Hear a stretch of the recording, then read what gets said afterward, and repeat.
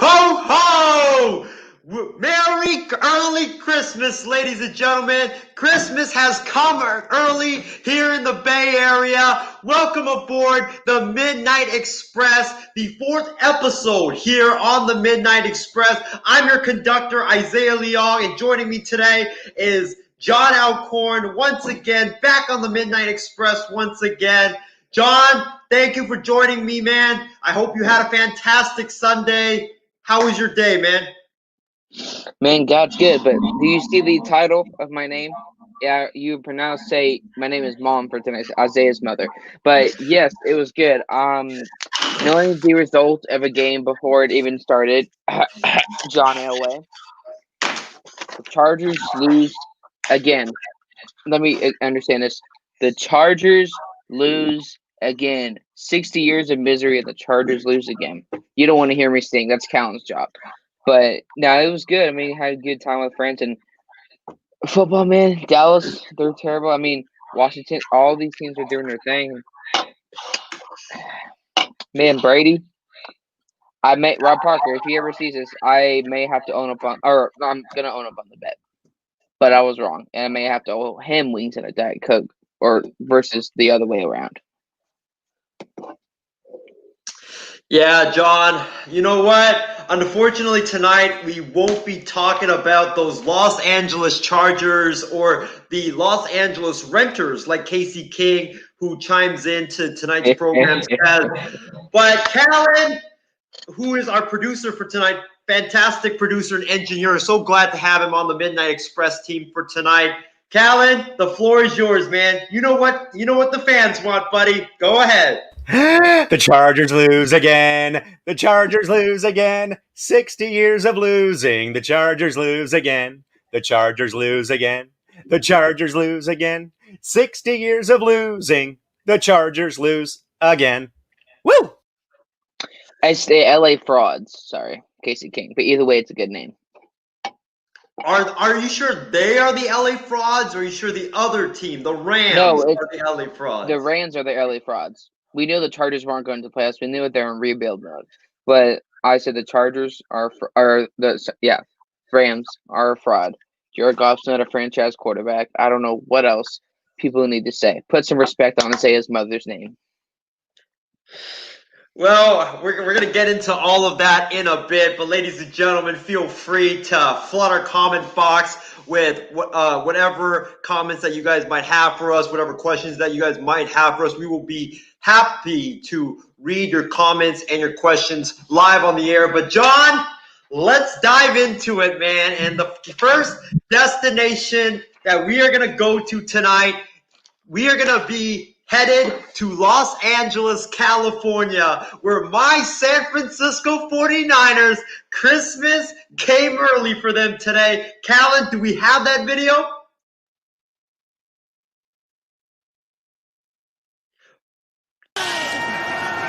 It's up there. It's out there. It's good! And the 49ers beat the division-leading Rams. Robbie Gould with a 42-yard field goal as the buzzer sounded to give the 49ers a walk-off stunning win over the Los Angeles Rams down in SoFi Stadium. John, I'm going to go to you first on this, bud. What's your takeaways from the 49ers and Nick Mullins beating the Rams 23-20? Folks, why are we surprised? Jared Goff, and I've said this for a while, and people need to understand, when I say certain things, I say pay attention, pay attention. I know my stuff, so don't question that. They're called the LA Frauds. They've been renting in LA for the past couple of years. You could tell they were a fraud. Look at the Super Bowl when Jared Goff couldn't deliver. But specifically about this game, I said it doesn't matter who you're playing. It doesn't matter if your opponent's going to make the playoffs or not. You take every single game seriously, NFC or AFC, because once you let your guard down a little bit because you think you're better than you are, this is exactly what happens today. We know exactly the 49ers are not making a playoffs here. We know if they're fully healthy, they're a top 5, top 6 team in the NFL. But with that being said, the LA Frauds got exposed. I mean, look at it. Look at the defense that they have. Aaron Donald, Michael Brockers, Jalen Ramsey in contention potentially for Defensive Player of the Year and all whoever else they have on that defensive side of the ball. Top of that, Jared Goff. I mean, look at when you talk about the San Francisco 49ers. It's not like their defense was a top 5, top 10, or maybe top 12 defense in the NFL.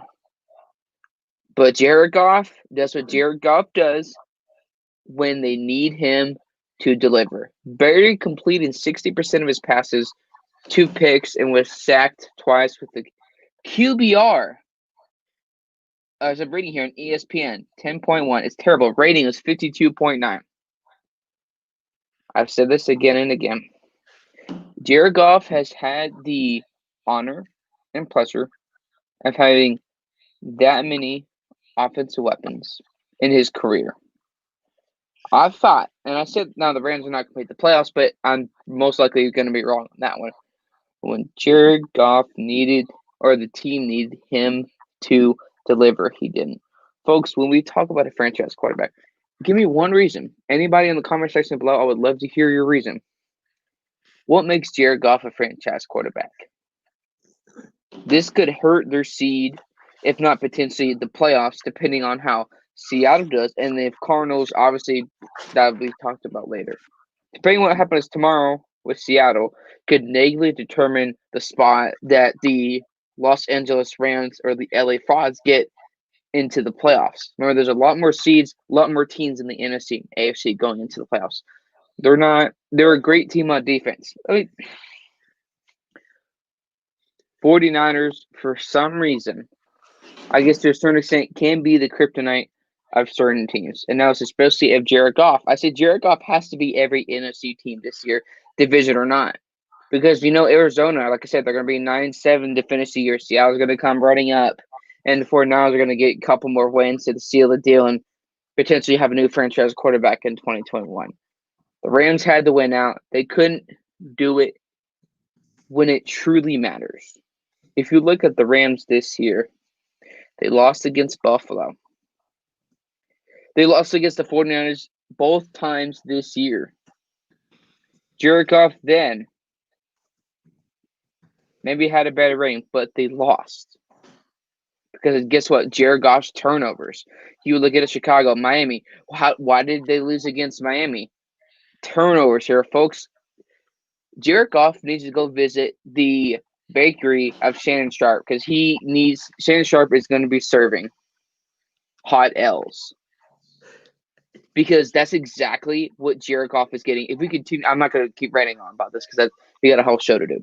But even against the Bucs, guarantee he had more passing yards, but still the turnover. So despite them winning against that big team, moving forward, he can't play like that in terms of playing those good teams like that in the playoffs. Because despite those numbers, turnovers are not as much of a killer in the regular season as they are in the playoffs. I haven't seen Jared Goff fix his severely dumb mental mistakes as a quarterback. His awareness, not being able to read the defense, is one of the many reasons why they lost this game. With the weapons they have, at the receiver, tight end, and running back position, complete less than 62% of your passes, 2 picks with that many weapons, and you throw for under 200 yards. Again, you could throw for 200 yards and win if everything else in your aspect is working out. They shouldn't have signed Andrew Whitworth to another 2 to 3 year deal. He's on crutches. He's so old in the NFL, he sneezes out dust. The LA Frauds are probably still going to make the playoffs because they had the extension of the playoffs for the NFC and AFC. But the kryptonite of the LA Frauds that are renting in LA is going to be Jared Goff and his turnovers. Jared Goff is not that kind of guy that's going to put the team on his back. Jared Goff is not that guy to be called that franchise quarterback. There's a minimum of 5 to 7 quarterbacks at best, if even that, where when the game is on the line, I know they have a chance to deliver. They got this quarterback too much time. But if it's a 2-minute drill, can you really trust Jared Goff in a big moment? No. Jared Goff is going to be the Rams' kryptonite, whether they're one and done or potentially just barely miss the playoffs this year in the 2020 NFL season. Very, very valid points, John. I'm going to jump into the 49ers side of things on this one. Callan, by the way, make sure you get your shades ready because you absolutely will need it. John, I think you should get 10 more of those bottles of 10 more, dude. I'll be burping the whole time. I don't got time for that in the show.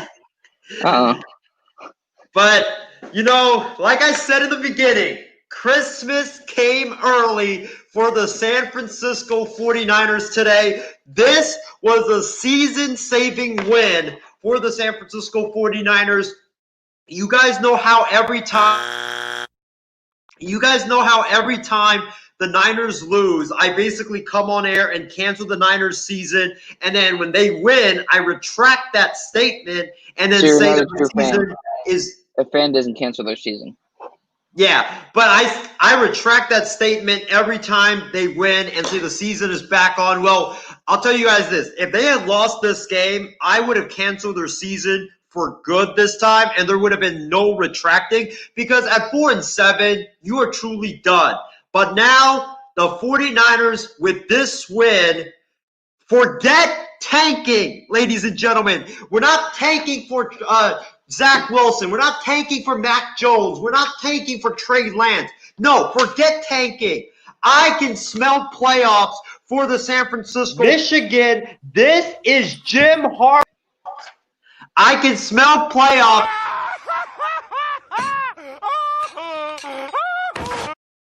I can smell playoffs coming for this football team. The 49ers, with this win, they moved to one game back of the Arizona Cardinals for that seventh and final spot in the NFC playoffs. They are now tied, I believe, with the Bears. I think the Minnesota Vikings are in there, as well as damn it, I'm blanking on the other team. The whole cluster of teams right now that are tied for that 8th spot in the NFC and just below Arizona.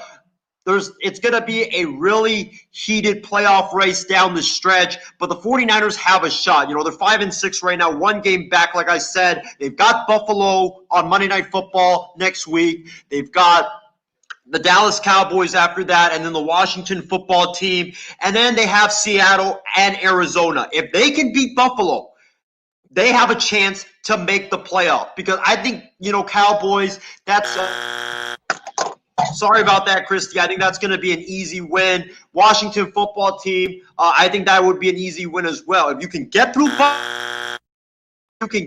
Buffalo, you have a shot to make the postseason.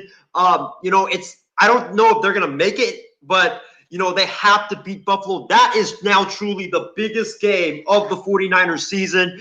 But, the 49ers in this game, they got contributions from across the board. Let's start on offense. Nick Mullins was 24 of 35, 252 yards, no touchdowns, 1 interception. He had that bad interception. 23-20. Yes, that man right there, that bad man. That's what we're going to call him right now, that bad man. No.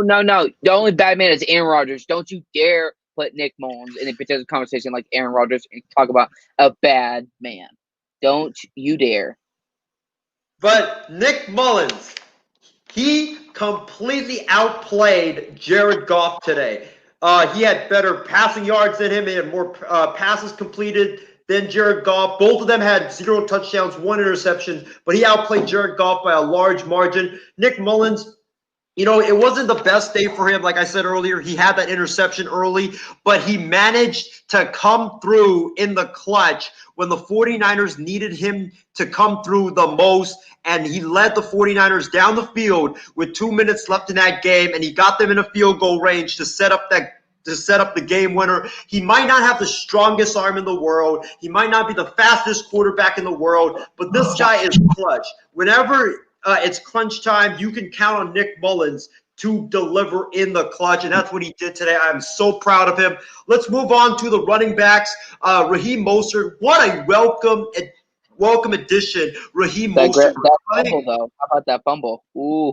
Yeah, that fumble was if the 49ers had lost that game, I would have pointed to that as the turning point of that game. But thankfully, that fumble didn't come back to hurt the 49ers. Raheem Mostert, 16 carries, 43 yards, and a touchdown. Jeff Wilson Jr., 12 carries, 43 yards, no touchdown, but he was very, very effective. Kyle Juszczyk, he only had 2 carries, but those 8 yards, those came down the stretch, especially when the 49ers went for it on 4th and 1 at the Rams 41-yard line. And they needed desperately to get that 4th down conversion, to keep that drive going, and to end up getting Robbie Gould in the field goal range. Those 4 yards that Kyle Juszczyk ran for, those are very crucial. I said earlier this morning, I said before the game that the 3 keys to a 49ers victory were they absolutely could not turn the football over against this Rams team. They didn't listen to me on that. They turned the football over like 3-4 times. They had to employ a heavy run game, which they did. They ran the football for 33 times. Mostert, 43 yards. Jeff Wilson Jr., 43 tough yards as well. McKinnon, 3 carries, 21 yards. And then Juszczyk, 2 carries, 8 yards. So they ran the football heavily. And then they also got the ball out of Nick Mullins' hand quickly, because you knew coming into this game that the 49ers, one of their biggest weaknesses this year was the offensive line. The offensive line could not block to save their life. I mean, Mike McGlinchey was getting tossed like a teddy bear. It was not pretty to watch. You knew Aaron Donald and Michael Brockers and the rest of those guys were going to get after Nick Mullins. So you had to be able to run the football effectively, and you had to be able to get that football out of Nick Mullins' hand quickly, and that's what the 49ers did in this game. Let's move on to the wide receivers. Deebo Samuel, I mean, this guy is a beast. He had 11 catches, 133 yards. He had that catch that set up that Robbie Gould field goal, that 40-yard catch and run from Nick Mullins to Deebo Samuel. That was very, very crucial. Kendrick Bourne, 3 catches, 34 yards, came up with a very crucial catch down the stretch as well. And then you look at the defense. I mean, this defense played their ass off today. Richard Sherman, he came back 6 tackles, 1 interception. Javon Kinlaw, absolute beast. He had a pick 6 against Jared Goff today. Fred Warner, one of the best linebackers in all of football, 4 tackles.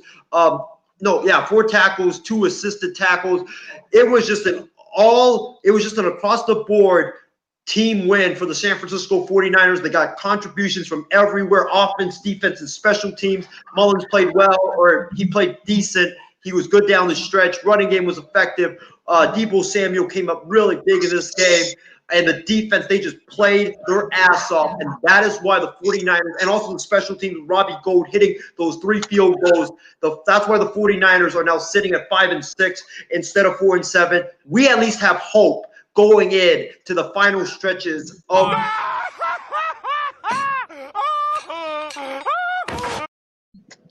we at least have hope going into the final stretches.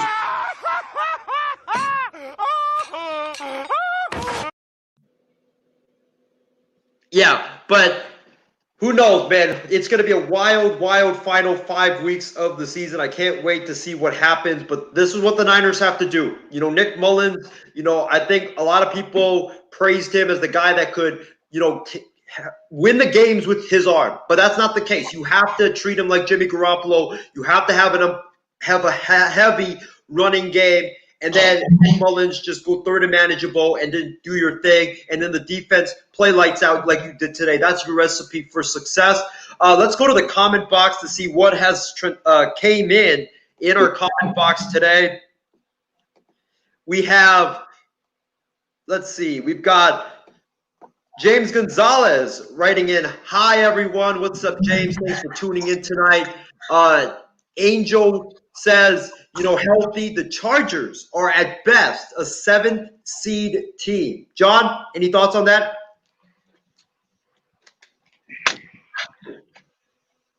In the AFC, I'm trying to figure out how to say this, and this is not because I'm a Broncos fan, but no. What you need in the playoffs is a strong offensive line, and I still don't see that from him. You see Justin Herbert throwing for a bunch of passing yards, in the case of an interception or 2. They need a strong offensive line if they were to be potentially a 7th seed. I could see maybe being a conversation if they had the offensive line and all the other pieces that they have. Yeah, James Gonzalez also says, seems like when the Rams come off a good or great win, the next week they lose. Yeah, I think that seems like the case for the LA Rams. I don't know why. It's just so weird. Casey King says, hi, guys. Good evening to you guys as well. Casey, thanks for joining us today. James Gonzalez says, how can Goff be so bad one week and bad the next? John, you want to take this? That's the whole story of his career. Perfect example I'll give you real quick, James. Towards the end of the 2018 season when they were making that Super Bowl run, last couple games, 6 TDs to 7 interceptions. That is all, with all of those weapons and that offensive line and Todd Gurley and that defense. But hey, I'll say this though about Jared Goff. Jared Goff, I don't think you can really take too much out of today's game, out of how bad he played, because the 49ers, they've been Jared Goff and the Rams' kryptonite whenever they play. I think Kyle Shanahan is 5-0 against Sean McVay and the Rams in their last 4 games, and the defense has just absolutely stifled the Los Angeles Rams and Jared Goff and that offense dating back to last season. Other comments, Tyler Work. All 5 bloopers of the week could be horrible coaching decisions by Anthony Lynn from today's Chargers-Bills game. Let's see. Angel Julio Mendez joins us and says 49ers are good, though, just injuries. Yeah, that's the problem with the 49ers. They have a really stacked team. It's just they can't stave off the injury bug. Angel or James Gonzalez says, 49ers, despite the obstacles they're facing, got the big win. With now that the team being on the road the next 3 weeks, they can really come together, and it helps having all those running backs back and in the game. Totally agree with you on that. Angel says 49ers still have a shot at the playoffs. Now want to play the Bills on Monday Night Football. That's the biggest game of the year. If you win that game, you have a shot. But if you lose that game, all hope is done for the San Francisco 49ers. James Gonzalez says Deebo Samuel came through in the clutch late. He absolutely did. He's a hell of a good receiver, man. I'm so glad he's on my football team. Casey King says Mullins did outplay Goff, but I think your defense and running game won it for you today. Yeah, that's totally true. The defense was outstanding. Running game was very, very good today, very effective. Casey King also says renters are not a playoff team. Hey, wait, isn't that his team? Yeah, go ahead, John. Isn't that his team? I just see in his profile photo. The renters are the Chargers because the Rams built the stadium that they're actually playing in Los Angeles, and they have a longer history in LA than the Chargers do by a long shot. Well, I call them the renters because they've been acting like they're a team of LA but haven't produced. Bro, I'll say this on the Chargers though. Callan, don't be upset at me for saying this, but they have a good team. They have a good offense with Herbert and Keenan Allen, and their defense with Ingram and Bosa. They can, get Anthony Lynn out of there and get a new coach that can rally the troops, just like what Kevin Stefanski is doing. It doesn't matter. They don't play in San Diego, California. Who gives a crap? Watch out for the Chargers in the AFC West next year. No. Don't disrespect Mahomes like that. I'm sorry. I'm a Broncos fan, but don't disrespect Mr. Patrick Mahomes. Also, Angel chimes in saying the next 2 weeks are going to be a challenge for the 49ers since now they don't have a stadium. Yeah, about that, Angel, I heard reports today that the 49ers are closing in on playing at State Farm Stadium in Arizona, the home of the Arizona Cardinals. So, they're going to be on the road basically for the rest of the season because for their home games, they're going to be playing in Arizona, and then for the road games, they'll be playing on the road. So it's going to be tough for the team. But, hey, maybe you know what they say, guys, road trips always rallies the team. So we'll see what happens. Angel also chimes in. Chargers are not a playoff team because of idiotic penalties and play calling. Yep, totally agree with you.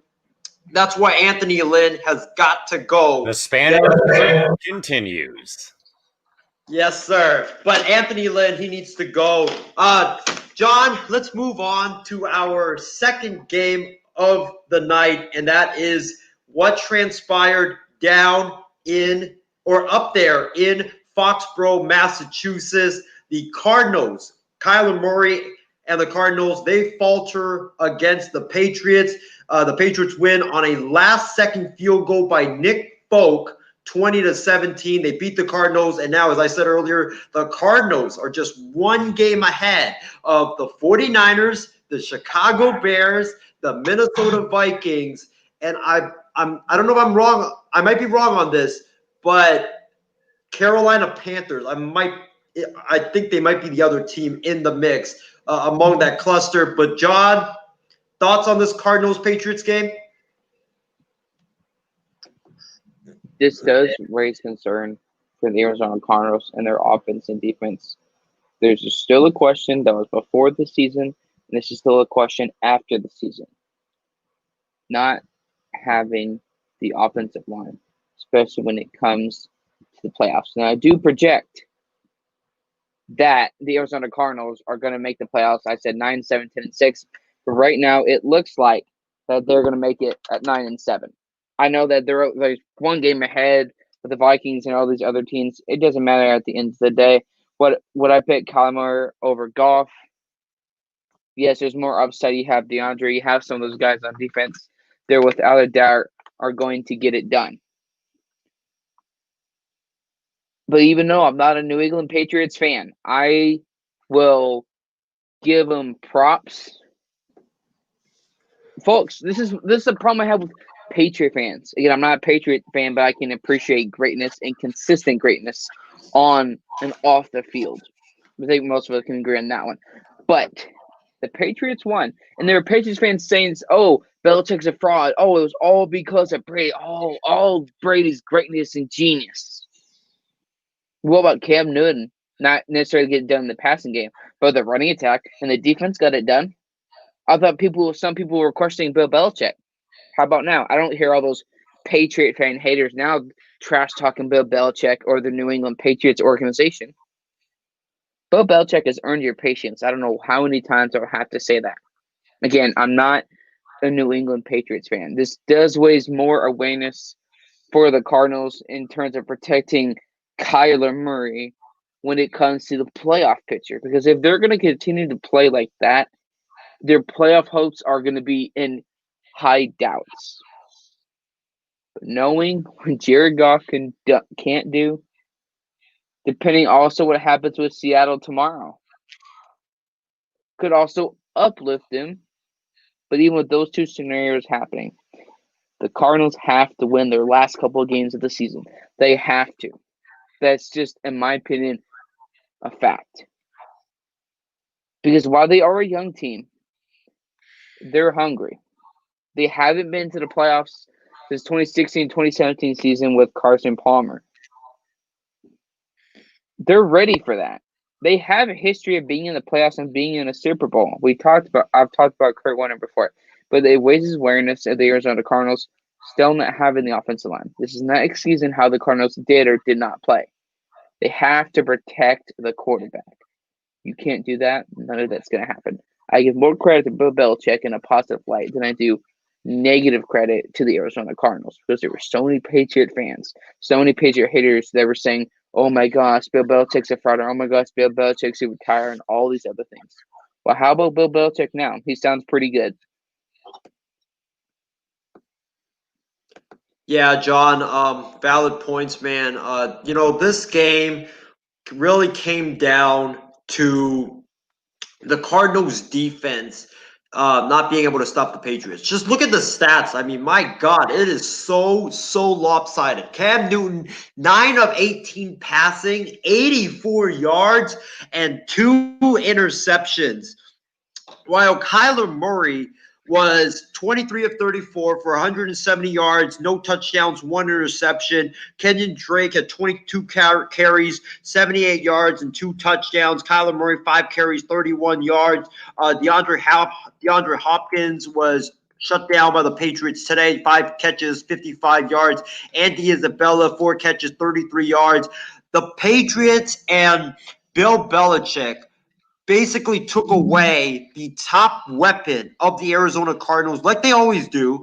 And Kyler Murray and the Cardinals, they were confused and they didn't know what to do. Let's face it, the Patriots, they might have a terrible offense this year, but their defense is still one of the best defenses in the NFL. And look what happened today. They held an Arizona Cardinals team who was exploding offensively the last couple of weeks to just 17 points. That is very, very impressive.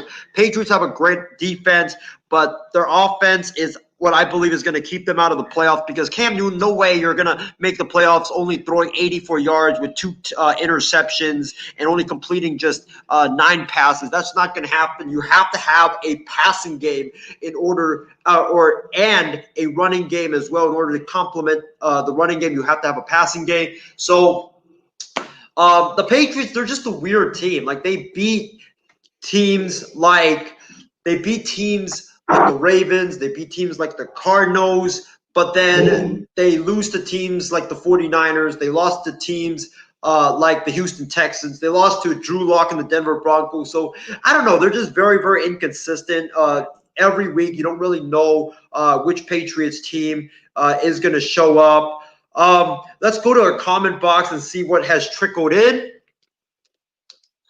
James Gonzalez, credit to Belichick. Again, Pats are so up and down. I totally agree with you on that. Angel says, next Sunday, Rams and Cardinals, going to be big and should be on Sunday Night Football. Yes, that's going to be a huge matchup. I hope the Rams win because I want them to knock the Cardinals out so the 49ers can take that 7th spot on Monday Night Football. Casey King says Cards defense is shaky. Yeah, that's what's going to prevent the Arizona Cardinals from making it far if they get to the postseason. It's just that they have a good offense, but their defense is very, very shaky. And I think John also knows their defensive coordinator very well, Vance Joseph, former head coach of the Denver Broncos. Now look at that face already. Yeah. Now the defensive coordinator of the Arizona Cardinals.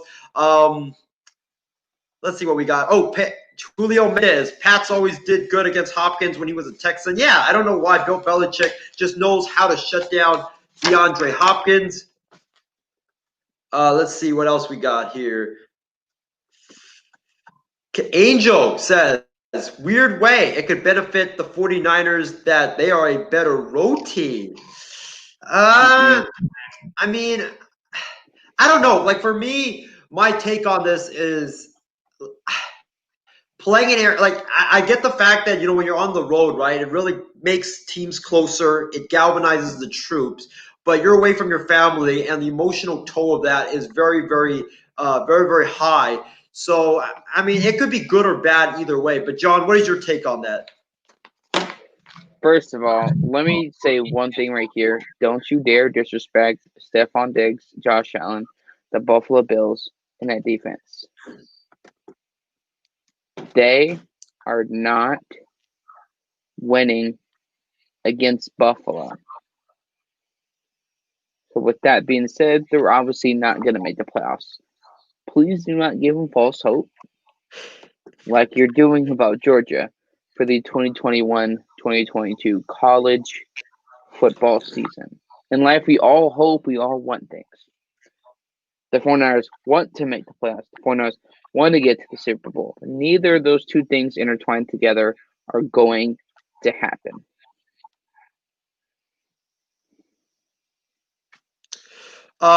More comments trickle in from the comment box. We have,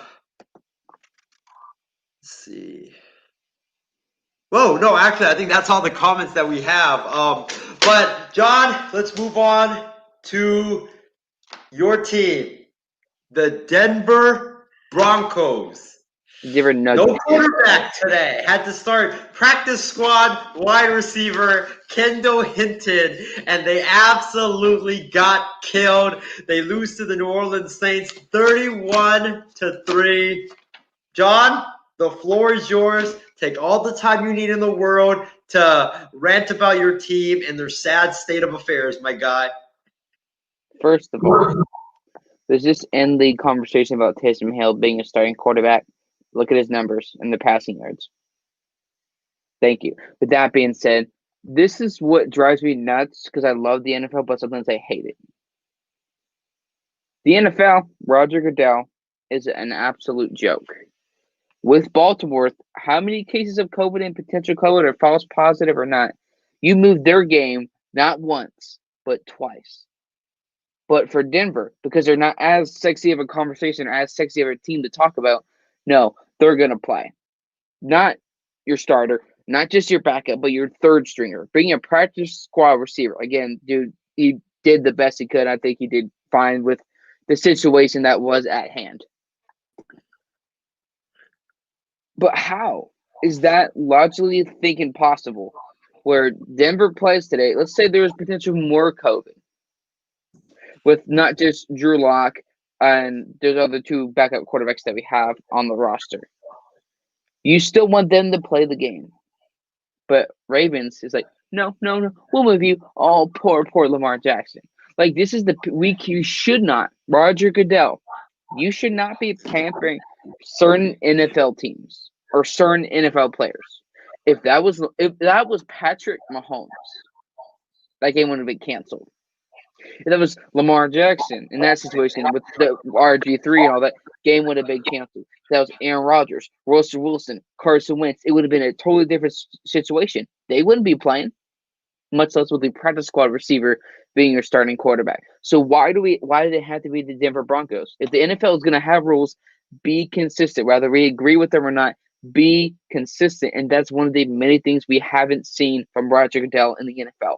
Be consistent with your ruling. And you clearly have not. I knew the Broncos were going to get destroyed. I also want to have some hope because it's my team, ride or die. But there's no reason why they should have played there. This is not me complaining that they lost. I knew they were going to lose. They literally had no quarterback. This is not me being dramatic. They had no quarterback on their starting roster playing.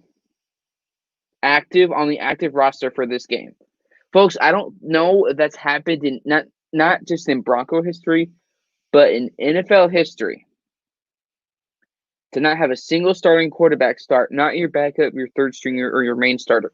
For that to happen, I believe for one of the first times in NFL history, it's an absolute disgrace by the NFL and Roger Goodell. I don't know who respects him. Even if you look at the rushing numbers, oh my gosh, Taysom Hill did great as a runner, like I've said before, as a runner. People, and this is why people, when you base off of one game and talk about emotions, this is why certain people are not GMs. But because you based off of one game, you talk about Atlanta. Oh my gosh, he threw for like 200 yards and had 10 plus completions. Atlanta had one of the worst passing attack defenses. If you look at it here, let me look up the passing numbers for Taysom Hill against my Denver Broncos. Yes, we are injured riddled with, of course, Von Miller and a couple other defenders on the defensive side of the ball with veteran Jarrell Casey and many guys on that side of the ball.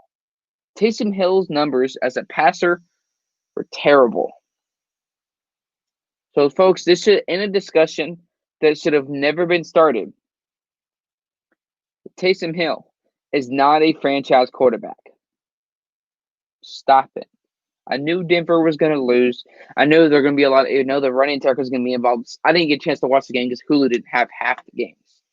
But what I heard from the group chat, they were running all sorts of plays that were not a surprise, not a shocker. But folks, what do you do?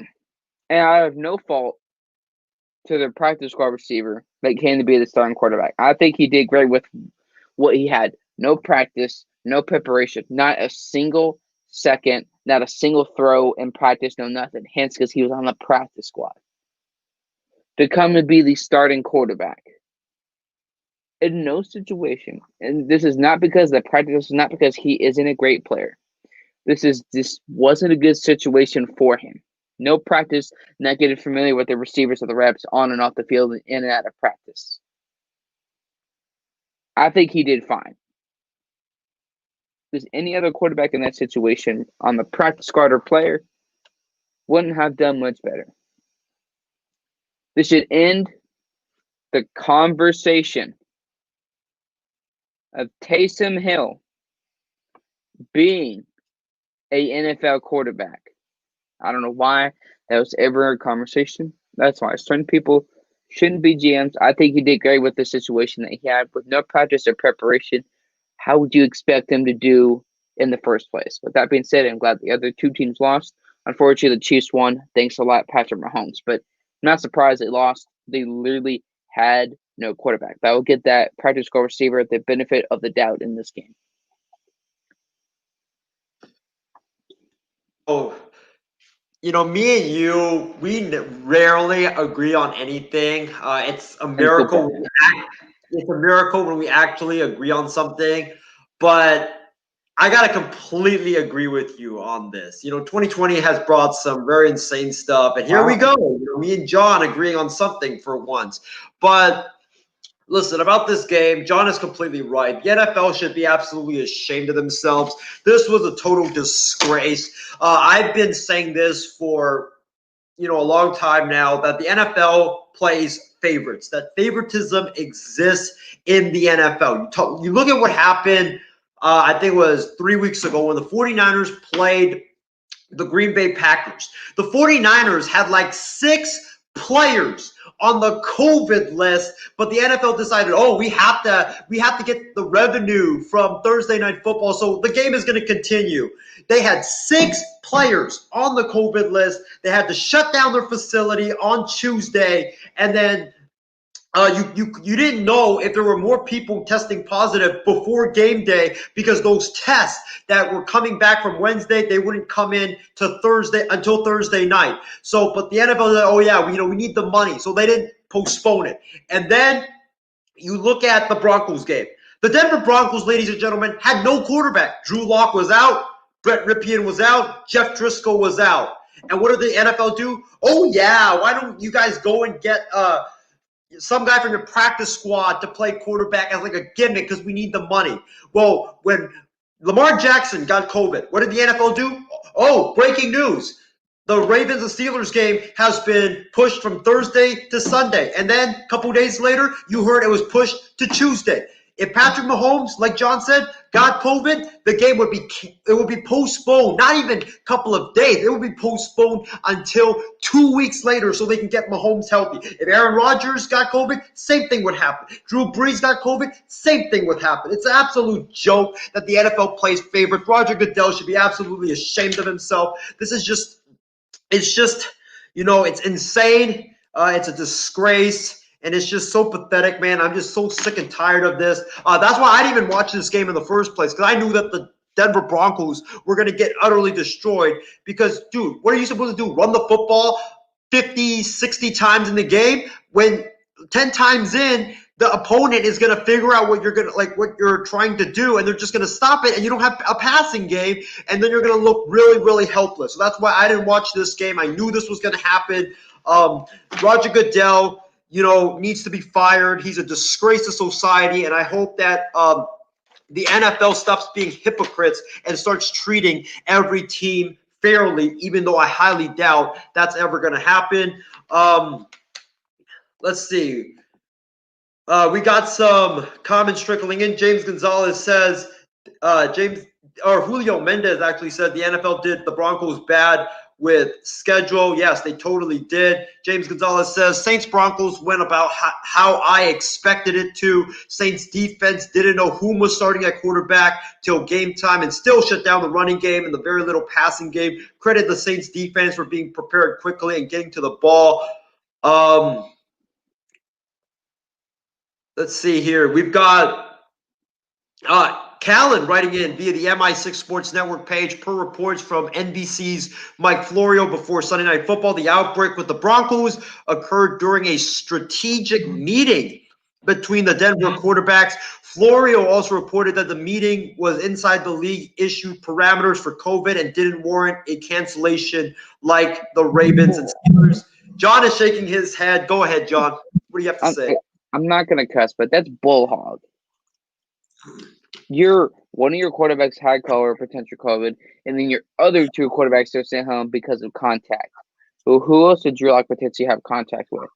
If this happened to the Ravens, because like you said, Ravens, Chiefs, maybe the Steelers or some other teams, it wouldn't be the same result. They can give some excuse or some PR answer, but that is a bunch of bull hog. Yep. Also, Casey King also writes in that, Angel, I'm surprised too, but now I'm actually happy they didn't flex it, as now USC and Washington State's game has been moved from Friday night to Sunday night, and he can watch both games.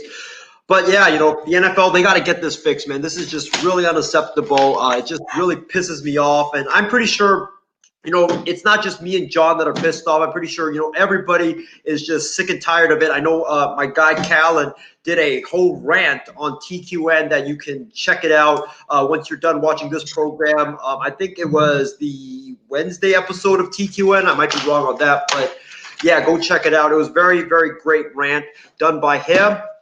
But let's move on to our fourth game. And wasn't, it was hyped up to be a very good game, but it didn't turn out to be like that. It involves Callan's Chicago Bears getting their butts handed to them by the Green Bay Packers 41-25 at Lambeau Field. John, I'm just going to say a quick statement about this game. This was just an emphatic statement by the Green Bay Packers that they are the top dogs in this division. The Chicago Bears, their offense was inept all night long until garbage time. Mitchell Trubisky looked worse than me throwing the football until garbage time. Their offensive line couldn't block. Preston Smith looked like a monster out there. It was just an aberration all across the board for the Chicago Bears, and Matt Nagy needs to go in Chicago. They need to get a new head coach. They need to get a new quarterback, because right now they are just wasting Khalil Mack. They're wasting Leonard Floyd. They're wasting Roquan Smith in that very good Chicago Bears defense. Imagine if they had a competent offense. This Bears squad would, I believe, be contending for the NFC Championship. That's how good that defense is. They need to get a competent offense. They need to fire Matt Nagy after the season. Tonight was a total disaster. John, take it away, my man. What's your thoughts on this Bears-Packers game? Here's what drives me nuts here, folks. A couple years ago, the Bears were a playoff contender. Mr. Trubisky was making great plays. I don't know what changed.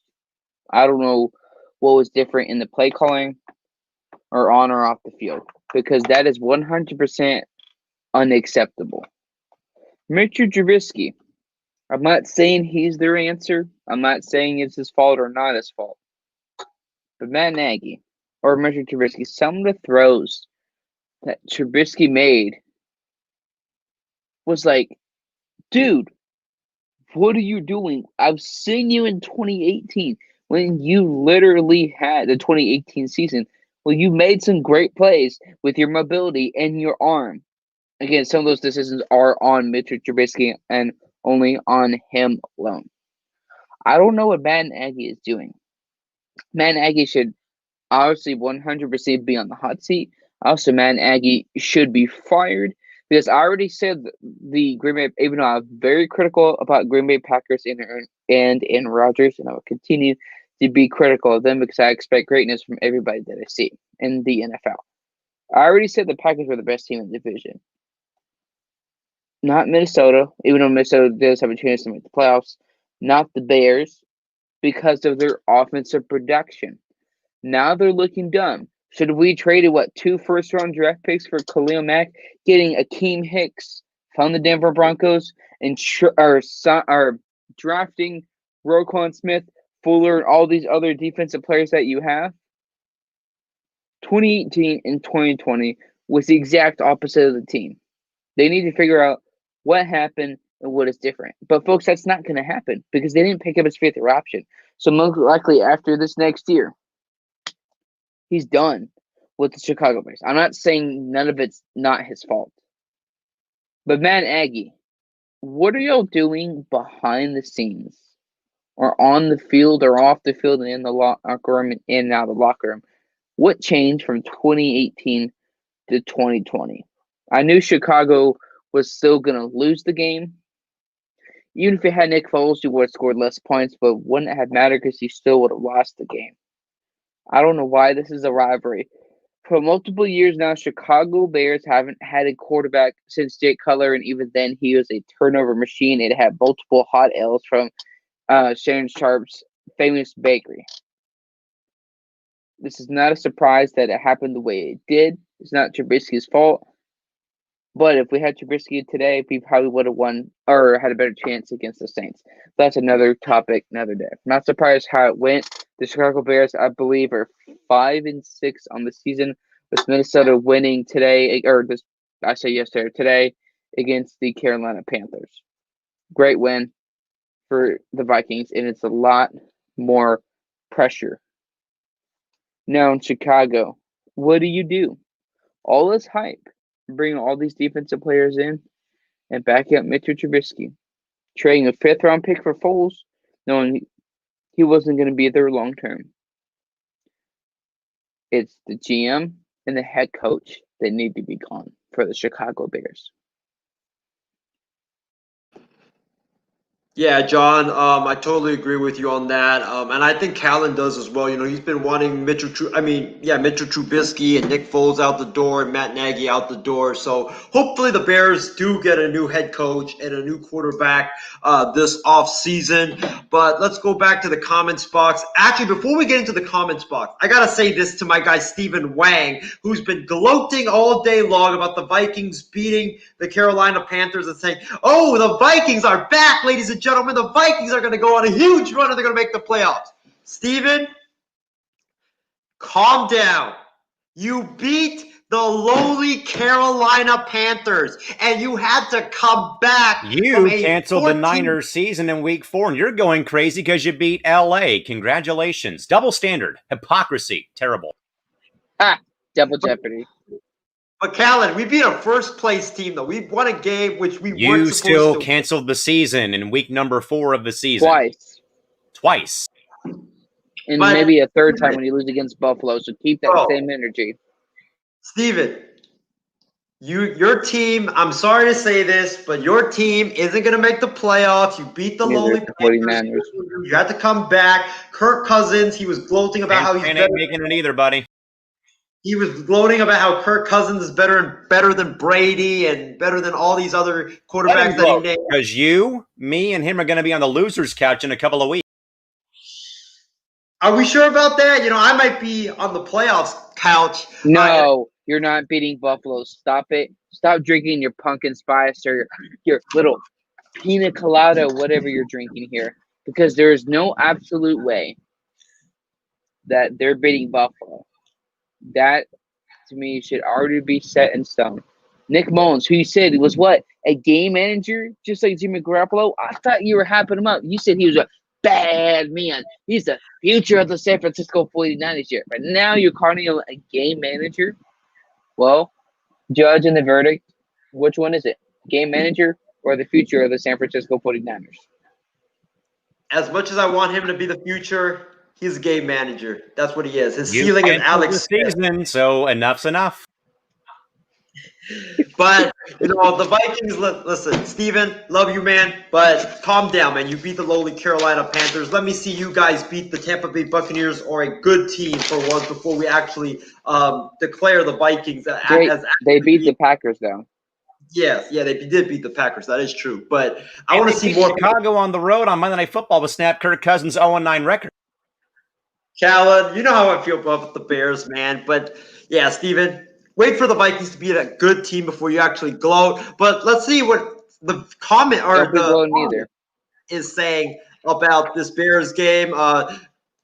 Callan writes in via the MI6 Sports Network. ESPN.com also reported that Drew Lock did issue an apology on social media and admitted that the quarterbacks had not followed the league's guidelines for masks when the quarterbacks had their meeting. Yeah, I saw that apology from Drew Lock. He seemed very, very sincere. So I hope he learns from the mistake and moves on. It wouldn't have made much of a difference. We still would have lost because Drew Lock is not the quarterback. Sorry, Drew.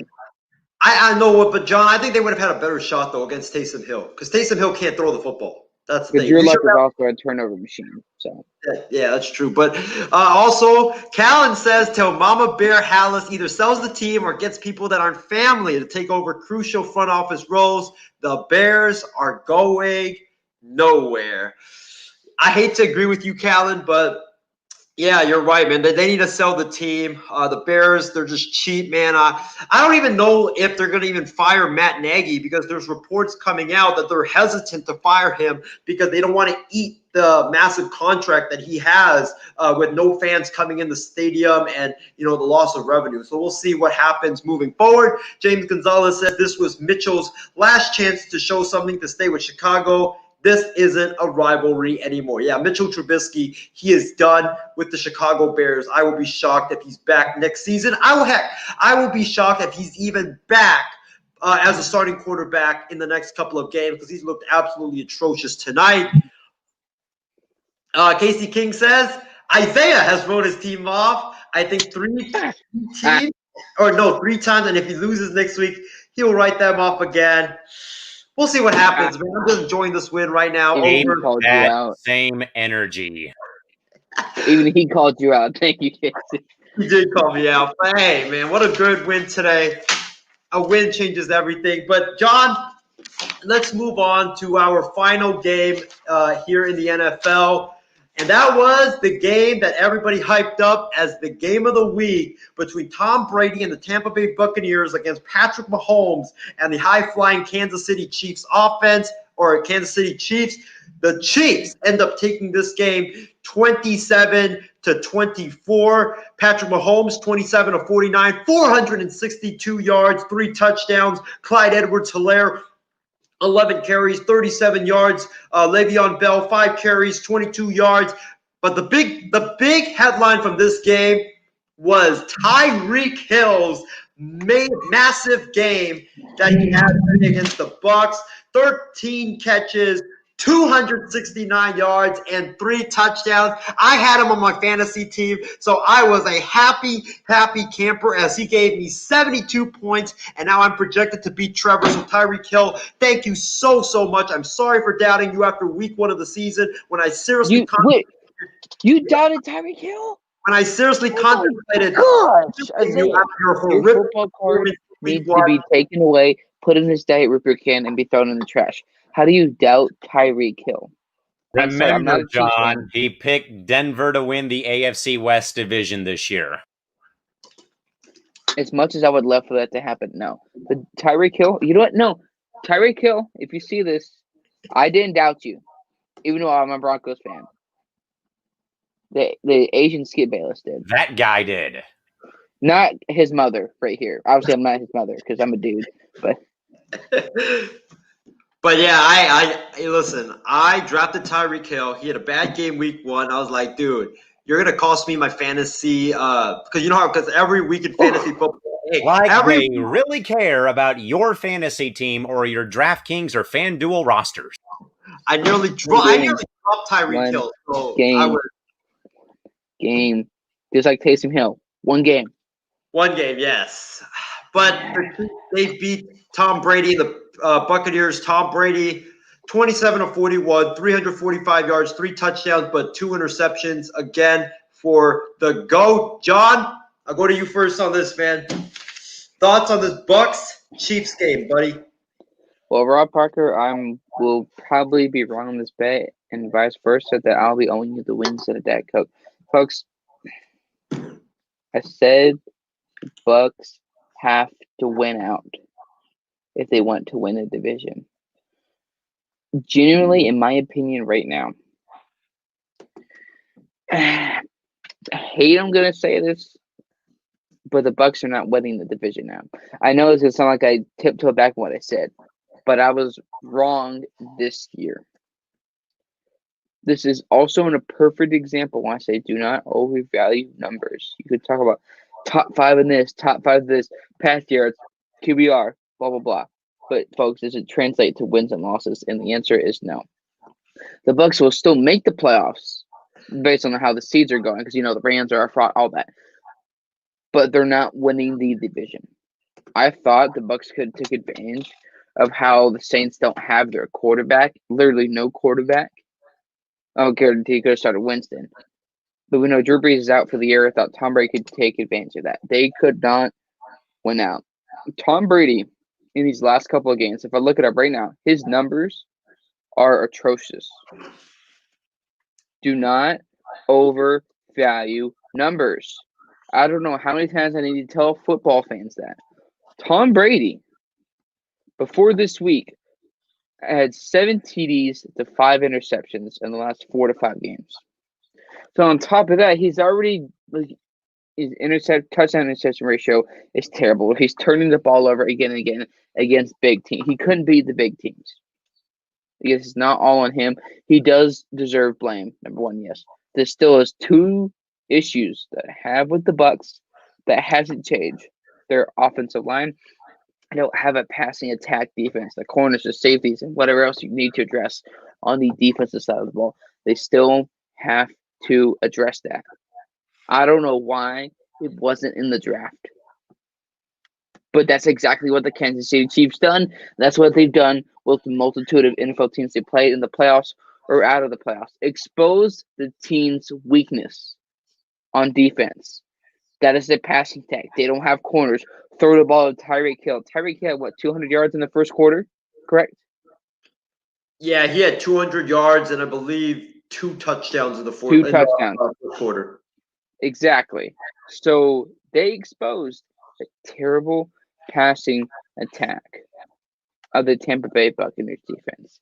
That and their offensive line and part of Tom Brady is going to be the kryptonite why they don't win the division. If you can look at Tom Brady's numbers these past couple of weeks, this shows how bad Tom Brady is. This shows how bad the offensive line is. This shows how bad everything is. This is why I say don't overvalue numbers. Because, folks, he's still top 4 in touchdowns and top 5 in passing yards, but it didn't translate to wins on the field. And this is what a big problem is with a lot of NFL fans. We tend to overvalue or look at numbers and be wowed by them. Tom Brady, in the last 4 games, 5 games, 7 TDs to 5 interceptions. You go even past it, you see against bad teams for the most part, he does pretty well. You couldn't beat the Saints twice. This is just the same 2 issues that I have with the Bucs. People saying it's time for Tom Brady to retire.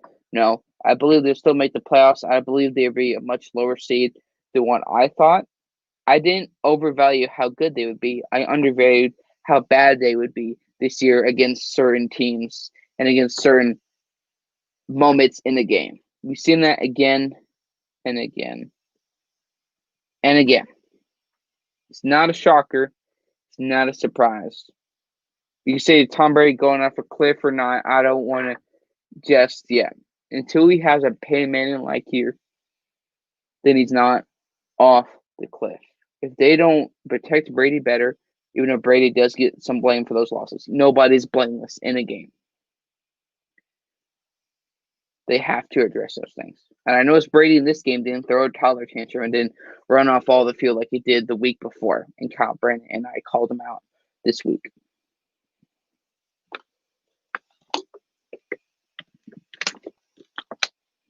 Isaiah, you're muted. Sorry about that.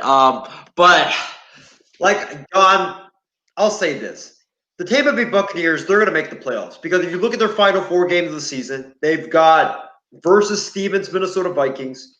Then they've got at Matt Ryan and the lowly Atlanta Falcons, who they did beat the Raiders 43-6 today, but still, the record's not great. Then they have at the Detroit Lions. Matt Patricia just fired Detroit Lions. They're in shambles. Then they finish the season against the Atlanta Falcons as well. I think they go 3-1 in that final 4-game stretch. So right now they are, I think, 7-4? Yeah, I think they're 7-4. 7-5. 7-4. Thanks. Yeah. They're going to finish 10-6. They're going to make the playoffs. So about this game though, the Buccaneers. Everybody was saying after they beat the heck out of the Green Bay Packers that the Tampa Bay Buccaneers had a great defense. Well, that defense is looking like a fraud right now as back-to-back weeks, Jared Goff and then Patrick Mahomes has torched this supposedly great defense. So they need to fix that defense because once you get into the playoffs, the Buccaneers are not going to win the division. The Saints are going to win the division. They're going to be playing on the road in their playoff games. So you cannot be giving up. Your defense cannot be giving up hella yards and hella points to the opponents, especially when you're playing on the road and expect Tom Brady to bring you all the way back. That just can't happen. So you've got to fix that defense. Now, about the offense. What I think went wrong today is, like I've been telling Callan and John Mathis, my co-host on Wild Sports Talk, for the last couple of weeks. The Tampa Bay Buccaneers, they need to run the football more often. That's what they need to do. I know Bruce Arians is no risk it, no biscuit, and he likes to be very pass happy, but he needs to swallow his ego and run the football because I've done a lot of research on this. When they run the football for 20 times for over 100 yards, they're undefeated. And today, they ran the football 14 carries, 75 total yards among two of the running backs combined for 14 carries and 75 yards. That's unacceptable. You have to run the football more often because if you get pass happy, and I know the reason why they got pass happy later on in that game was because Patrick Mahomes and the Chiefs went up big in that game, so you had to go pass happy. But you have to have a complementary attack, and you have to start running the football. When the Bucs have lost their games, they've only ran the football for, I believe, 10 to 15 times. That has to change because your quarterback's 43 years old. You can't expect him to throw the football 40 to 50 times a game, and I think that's what would get the Buccaneers back on track. Here's the thing. It doesn't matter who they're playing. It doesn't matter if they have an easy last 3 to 4 games. It doesn't matter. You take that seriously because these are NFL teams, no matter how bad or how good they are. Because once you let your guard down, despite how bad that team is, it will bite them in the butt. That's what happened with the Rams, and the Bucs can't do that. It doesn't matter if you're playing the Jets. You take it seriously like it's a 16-0 New England Patriots. Because once you let your guard down thinking you're better than them, and say you lose, then obviously you're not because you lost.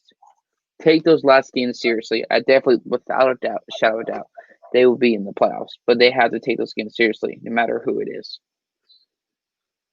All right, Casey King says, Bucs better watch out. Also, Casey says he didn't see the ad. Did Brady shake Mahomes' hand, or did he blow him off like he has with others? Casey, I think, yes. Callan confirmed it right there. Brady and Mahomes did shake hands after that game. Callan chimes in via the MI6 Sports Network. Father Time finally catching up to TB12. John? No, because are we talking about in terms of what? Because we talk about Peyton Manning and him, Father Time catching up, he had more interceptions than touchdowns. So if we're doing it by that, no. But in terms of wins and losses, no. There's a potential conversation in the future, yes. But it's not catching up to him just yet. If he's having a Peyton Manning type year, it would be totally different. All right, Angel says Tom Brady started the season great, but he's now looking like the 2008 Brett Favre. Also, Angel says he believes the Buccaneers will finish as the 6th seed. Yeah, I think he's right. I think the Buccaneers will ultimately finish as the 6th seed in the NFC. John, let's move on to our headlines of the day, and let's travel down to Jacksonville, Florida, where the Jacksonville Jaguars, after 10 straight losses, have fired their GM, Dave Caldwell. Dave Caldwell was their GM for 8 years. Trent Baalke, the former 49ers GM, the guy that ran Jim Harbaugh out of town in San Francisco, has been named interim GM. John, I want to get your thoughts on this. What is your thoughts on the Jaguars firing their GM, Dave Caldwell? Folks, it's about time. Think about it. You had one season, 2017, y'all had one of the best defenses in the NFL. Jacksonville. If you remember, they demolished the Houston Texans. Of course, that was Deshaun Watson's first game in the NFL. Is welcome to the NFL moment, his rookie year in the 2017 NFL season. Folks, the fact of the matter is, at the end of the day, when you had that team that you did, already after that season, losing against the the New England Patriots, you already lost 2 to 3 of your star defensive players. So after one season already, we already saw the demolish of what that team was for only 18 to 18 and a half games. The GM should have been fired after that 2017 season.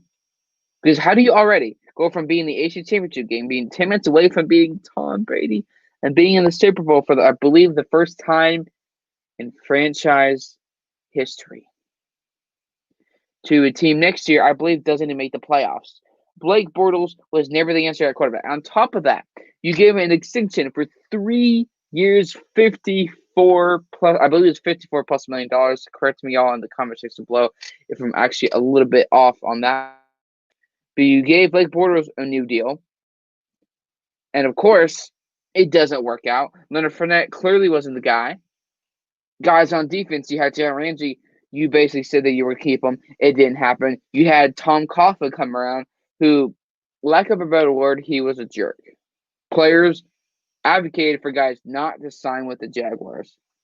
Multiple mistakes by the GM again and again. On top of that, their head coach should be fired. They need a new head coach. I don't know why that hasn't happened yet in the past couple of seasons. Signing Nick Foles. You signed Nick Foles, Jacksonville, to that giant deal, and I said it wasn't going to work. Maybe not completely because Nick Foles isn't the guy, even though he had a perfect system with the Eagles, and they let him go. Stupid decision to this day. Jaguars still didn't have the offensive line. They still didn't have the receiving weapons. Their defense was in question. And you still sign Nick Foles to a $100+ million deal. In what world? You don't even have to be in GM to know that was a stupid football decision. That was also part on the GM. It's been years. You shouldn't have drafted Blake Bortles. You shouldn't have drafted Leonard Fournette. This is the exact same thing. What Leonard Fournette did with the Jaguars, just like he did at LSU, when him and Marcus Mariota were in the race, I believe, for the Heisman Trophy in 2013 or 2014. Correct me if I'm wrong. But you saw him towards the beginning of the year, towards the Heisman Trophy race conversation. He was doing it. He was doing it very well. Yards per carry, touchdowns, rushing yards, all those things were phenomenal. But of course, the end of the season, he digressed. Just like his time with the Jaguars. Towards the end, he started to digress. It was the same repetition thing over and over and over. There's no doubt he should have been fired. The next thing for the Jacksonville Jaguars is to fire their head coach. Because when you have an organization, think about this, I need y'all to understand how great that defense was in 2017. Calais Campbell, all those guys, they're gone. After just one season, 2 or 3 of those guys were gone. They weren't, because you can't have that many defensive players at that high of a level because you have something called contracts that expire. Just like you do in any business in this world. They mishandled that. It's about time they fired him. Now, why haven't they fired their head coach is another question for me. Great decision by Jacksonville. The only great decision that they have made. Not a surprise. They've only have, I believe, 1, if not at most 2 wins on the year this year. They're an absolute joke. They have been for a very long time. And again, just like I said with another team we talked about, with Detroit firing Matt Patricia. Nothing is going to change because it's the same ownership. If they have not fired their head coach after the season, just like with the Texas Longhorns, it's a big middle finger everywhere. The last 2 to 3 years have been a big middle finger to Jacksonville Jaguar fans. There is no football world where he should still be there. But at least they fired their GM. Now, what GM will want to be there is another question for another day and another show.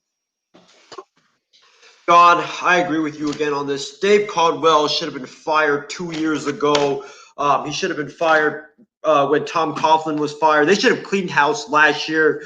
Doug Marrone is an incompetent head coach. Dave Caldwell, he's an incompetent GM. I don't know why they fired Tom Coughlin, the president of football operations, but they kept the GM and they kept the head coach. It makes no sense whatsoever. They should have cleaned house. The Jacksonville Jaguars, ladies and gentlemen, for the last 3 years, ever since they reached that AFC Championship game back in 2017, they have fallen on some really hard times. They are 5-11 in 2018.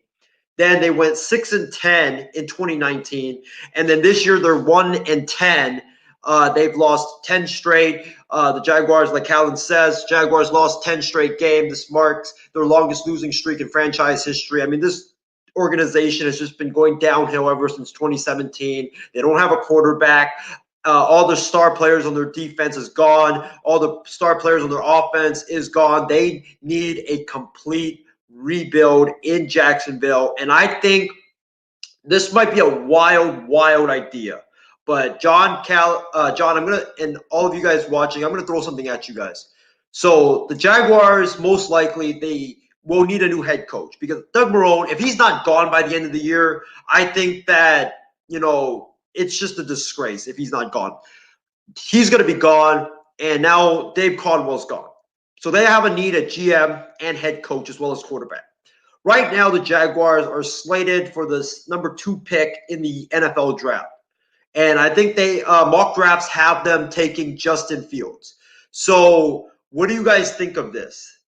What do you guys think of the Jaguars going after Ryan Day, the current Ohio State head coach and former 49ers offensive coordinator, for their head coaching job, and you give him not only head coaching duties, because I know he's going to want a lot of stuff. You give him head coach, you give him president of football operations, let him bring in his own GM, and you give him a big contract to run that Jacksonville Jaguars franchise, along with drafting his quarterback right now at Ohio State, Justin Fields. No, because it's going to be the same thing no matter who it is. You have the same owner. Now, if I was Clay and I got all that money and all that control, yeah, I would gladly take it if I were him. But the fact of the matter is, at the end of the day, it's the same organization, the same owner. It wouldn't change no matter who they had.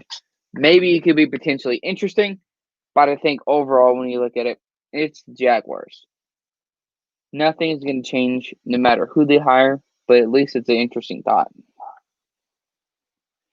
Yeah, now there is 4 GM openings in the NFL, and most likely right now we have also 3 head coaching openings, and most likely more as the season winds down.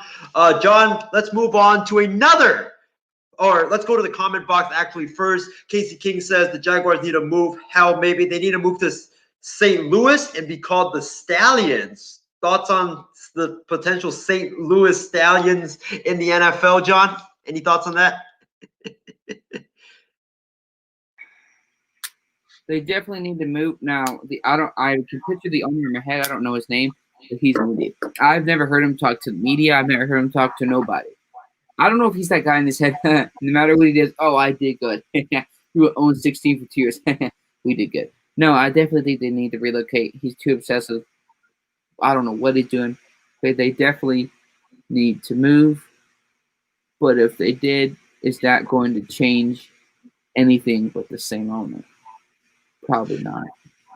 Their owner right now is Shad Khan, I believe, the Pakistani businessman that currently also owns one of the soccer teams in Europe, and I think he's currently living in Europe, and he doesn't I think he only flies to Jacksonville just once a year. So that's why he's in the first place. I know you can't. He's not even there. Exactly. It's just so stupid. How do you build a rapport and know how to evaluate talent? Oh, wait, he can't. Yeah, okay. Angel also says the future San Diego Jaguars went from one quarter from Super Bowl and shocking the Patriots to the NFL version of the New York Knicks. I don't know if Callan would want the Jaguars in San Diego. Callan writes in, San Diego will never accept an NFL franchise unless it is the Chargers with new ownership. I mean, Callan vehemently said no to the San Francisco 49ers coming to San Diego last night. And I even offered him a Nick Mullins jersey, but he didn't want to take it. Nobody would take that. You don't want future Hall of Famers jersey? Yeah, maybe Hall of Fame for the toilet bowl games, but not the NFL or San Francisco. Not in Madden, not in NCAA. This is why he's a backup, and obviously only the starter because of injuries. Also, Angel says, had Jacksonville didn't get the expansion team, the Rams would either stayed in Anaheim or either Hartford or Baltimore. That's actually very interesting. I didn't know that. Also, Angel writes in, the Jaguars have ruined Minshew Mania. Not a surprise, it's Jaguars. Well, actually, the Minshew Mania was a very cute story, but I never bought into Minshew actually being a legit NFL quarterback. He was kind of like a gimmick player for me, so I didn't think he was the future. Also, the Callan writes in, hence why the Jaguars usually play in London. There you go, John. That's why they play in London. That makes sense because that's Minshew. I definitely think him with a different team would be a different story. Because the best quarterback the Jaguars have had, I say the best, was David Garrard years and years ago. That's all they've truly had at the quarterback position. And that's, believe, with that same owner. Blaine Gabbert, they also drafted, was a bust in the NFL. He's now a back. Byron Leftwich. Leftwich, yeah. So they haven't really had great quarterback talent. So I don't know. It can't be fired, but I want him to be fired right now. I don't think they even had a great coach as well. I mean, if you think about it, They had Dr. Rio, but that wasn't a show. Yeah. Don't forget Mark Brunell, fellas. Mark Brunell, yes. Right. Also, Angel says, would be cool to see Jaguars helmet and logo splattered all over San Diego. Right there. Or No. Oakland. No, I'm kidding. Hey, I mean, why it was not? A joke. Because it was a joke. It was a joke. Calm down. No, I don't mean that. the Oakland fans, let me tell you, they are one of the most diehard fans in sports, and they wouldn't mind having another football team. But I don't know how it their religion or their allegiances with the Raiders, and if the Jaguars do move here, how that would match. So we'll see. The wound is too fresh. I'm not doing that at all. It's been It's kind of like how people in San Diego are feeling. That's why they don't want the Jaguars, the Niners, or any other team. It's a different situation with the Raiders, though. They asked for renovations for the stadium. The city said no. So how could Raider fans be pissed at the Raiders when they tried to get renovations for the stadium so that they could stay in Oakland? It couldn't happen. The stadiums or the baseball stadium smells like, well, crap. So it's like they didn't have a choice. Really, they didn't. Their owners retired. Their stadium was garbage. Well, but John, I think like Oakland and San Diego are the same because they both teams wanted new stadiums, but the governments were too cheap to do it, and they didn't pass any laws. I think Callan can elaborate on that because he knows what happened in San Diego better than I do. But they both wanted new stadiums. Government was too cheap to give it to them, and that's why both of them ended up bolting the Chargers to LA and the Raiders down to Vegas. And that new shiny It didn't help that it was a city-only measure in San Diego, but it also needed 2/3 votes and not a simple majority. You had to get 66% of the vote to move the plan forward. Neither thing got it, and they were gone. Yep. Also, Angel writes in, Tony Khan is better at running a wrestling program or promotion, but don't have a clue on how to run the Jacksonville Jaguars. Yeah, that's why he needs to sell the team. But, John, let's move down to college football, and let's talk about another firing in football today. That is the winless Vanderbilt Commodores. I think we talked about this a couple of days ago. The winless Vanderbilt Commodores, who was very hesitant to fire their head coach, Derek Mason, even though they were 0-8 on the season. They have finally fired Derek Mason one day after losing to Missouri 41-0. John, I think, they're 0-8 right now. They have Georgia in next week, the final week of the season. So most likely they will go 0-9. But, John, for me, this had to happen.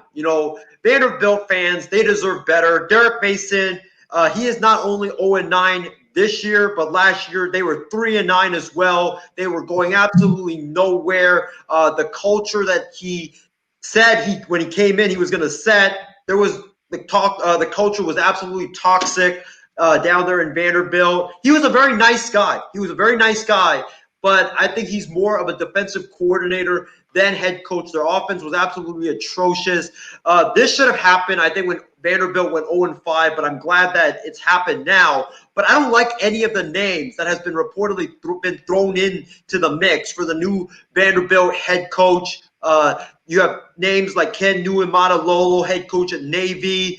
You have Jeff Montcan, the head coach at Army. I just don't think the triple option would work very well in the SEC. You also have Jeff Fisher, former Tennessee Titans head coach, also reportedly in the mix at Vanderbilt. I mean, if they do that, Vanderbilt... Do it. Or Chip Kelly. Vanderbilt needs to be kicked out of the SEC if they hire Jeff Fisher.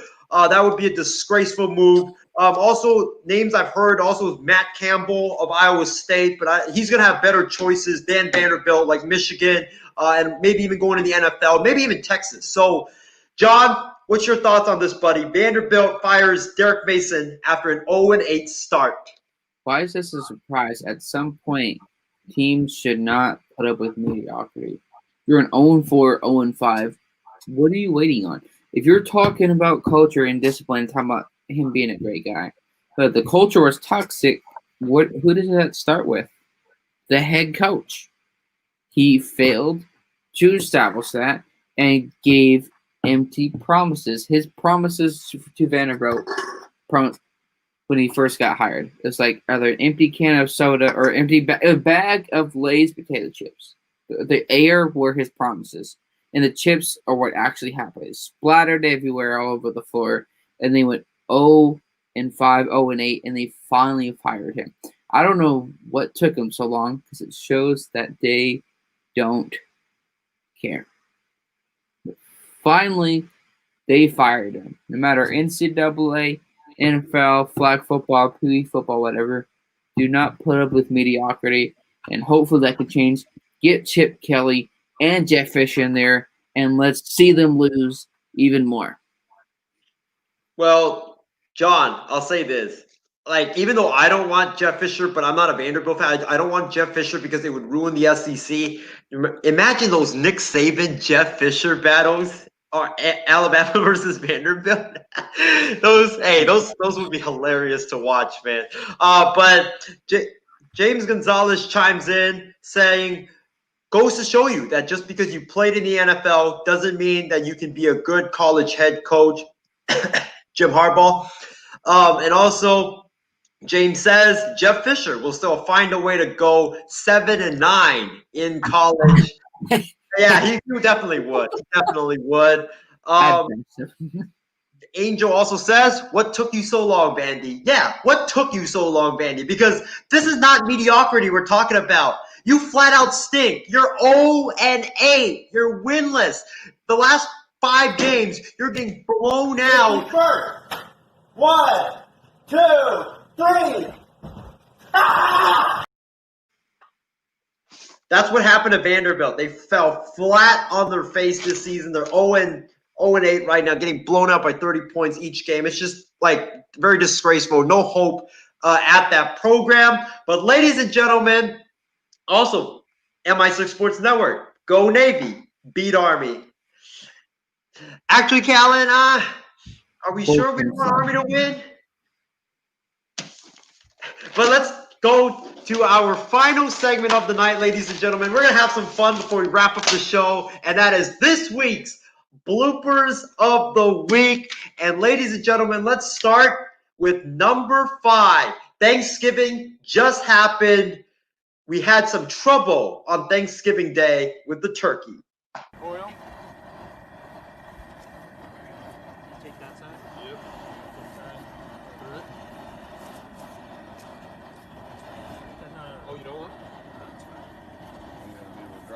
Slow. Yep. Real slow. Gotcha. Oh, go up. Not like that. No, that was fast. It slipped off the side. It wasn't quite big enough. You video it? Yeah. That's not how you want to do it. I have to laugh at the guy, by the way, who says "not like that" when it's literally splashing into the deep fryer. Way to go, buddy! You're late to the party. First, John, I don't understand this, man. Why don't you put the turkey into the deep fryer with your hands or with gloves instead of putting it with the broom? Like, this just shows me that they're just scared that, they put it in, they would, or the oil would splat everywhere. John, what is your thoughts on this, man?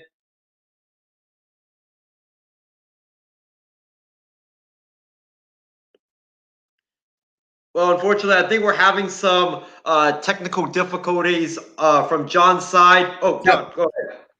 Sorry, I was getting something. What's up? What was the question? Oh, Callan, I don't think he saw the blooper. Can we show it again? Oil. Take that side. Yep.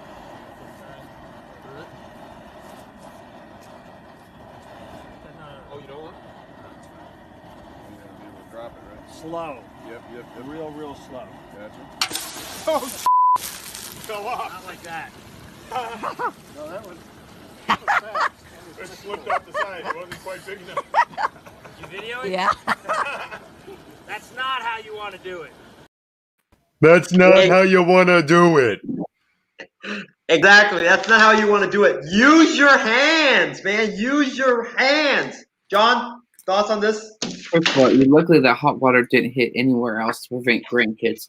Second, as much as it pains me to say this, that kid that was recording it sounded like me in high school or middle school. And it pains me to say this because y'all barely know me. But I don't know how that happens, but at least it didn't hit anywhere else.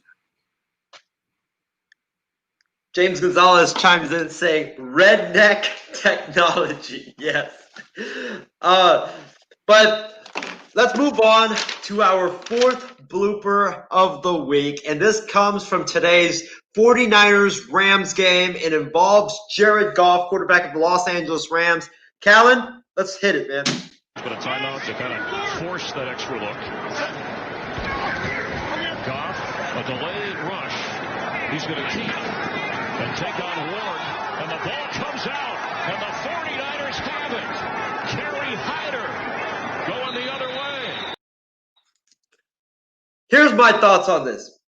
There's 43 seconds left in the half. You're down, I believe, 14-3. I might be wrong on that, but it was 7-3. 7-3. You're down 7-3. 43 seconds left. You're in field goal range.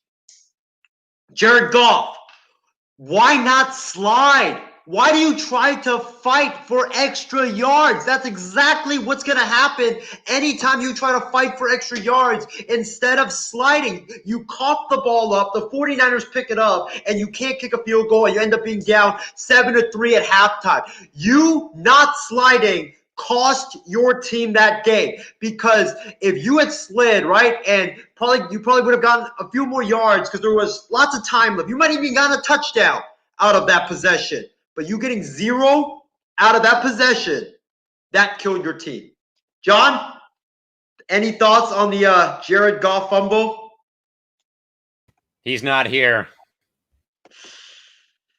All right. Callan, do you have any thoughts on the Jared Goff fumble, by the way? No. But yes, slide, Jared, please, slide. Let's move on to our third blooper of the night, and that happened in the Iron Bowl yesterday, featuring Auburn wide receiver Seth Williams. It is called Got It? No, I don't got it. Get him in range at least to get something positive before the break. Nix going deep. Got a man out there. Got it. Oh, my Seth Williams dropped it. It would have been a touchdown, I think. Bo Nix took a hit as he let the ball go. Callan, let's play it again, please. Get him in range at least to get something positive before the break. Nix going deep. Got a man out there. Got it. Oh, my Seth Williams dropped it. It would have been a touchdown, I think. Bo Nix took a hit as he let the ball go.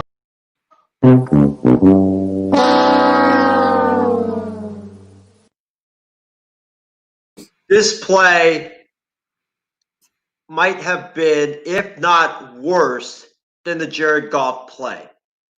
You are wide open, sprinting down the field, and Bo Nix, quarterback of Auburn, puts it right on the money, and you have it, and you just drop it, and you dropped what would have been an easy touchdown, a for sure touchdown, and what could have been a game-changing play. That, I mean, if you score a touchdown right here, it is 21-10 going into the half instead of it being 21-3, because on the very next play, Bo Nix threw an interception.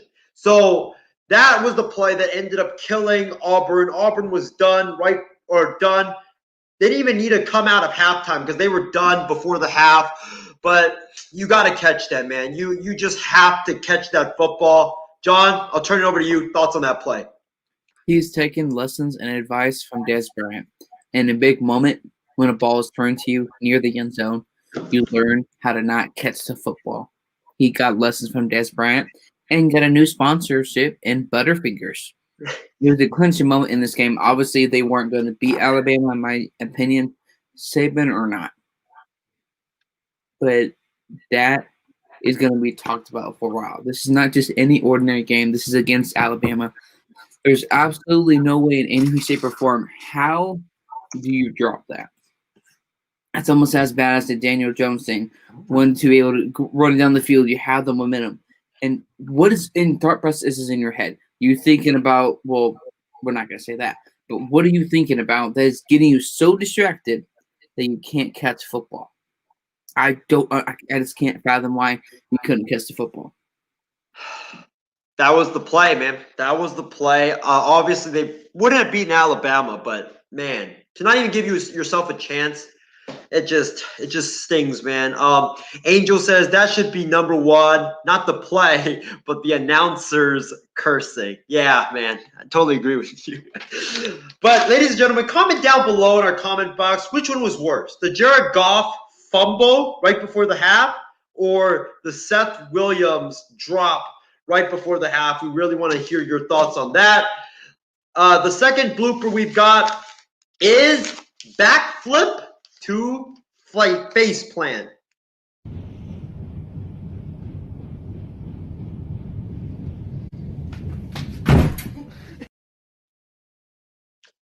I got one word. That's it. One word on this. Ouch. To land face first on the hard floor of the bus. Ow, man, that really hurts, but shouldn't be doing a backflip in a bus in the first place. John, thoughts on that? What are you doing? There are people around on the bus. I don't know if it was a guy or a woman. I couldn't tell from the back.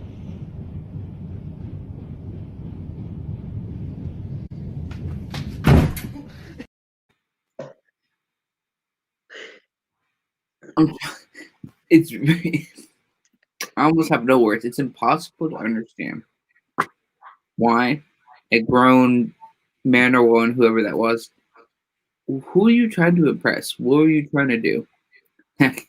He does look like a Karen. I actually thought it was a Karen trying to yell at somebody before I saw the whole video. And what are you doing to be doing that on the bus? You're a grown person. It makes no logical fathom sense. Yes, I do a lot of immature things, but not to the point of, well, looking like a weirdo on the bus. I know I keep repeating myself. I'm just trying to fathom and trying to understand.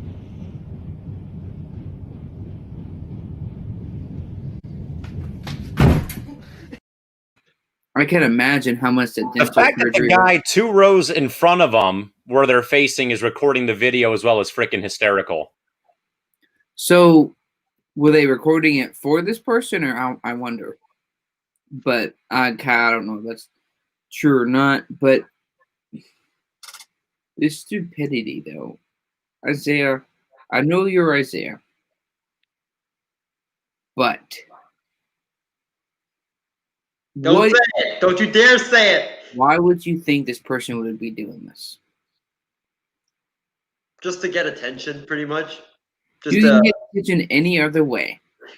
I mean, guaranteed, don't do some of those things people do. That's disgusting and inappropriate. But it makes no logical sense.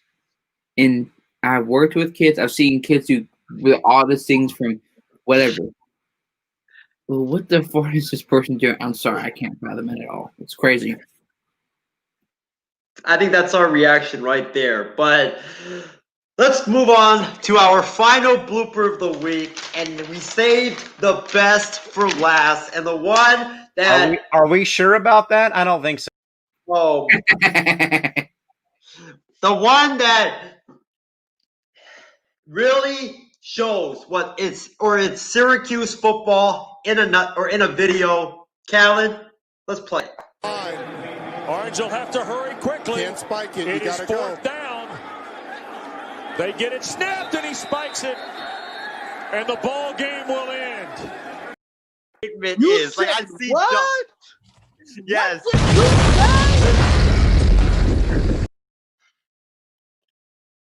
Callan, can we run it back again? Orange will have to hurry quickly. Can't spike it. It You is gotta 4th go. down. They get it snapped and he spikes it. And the ball game will end.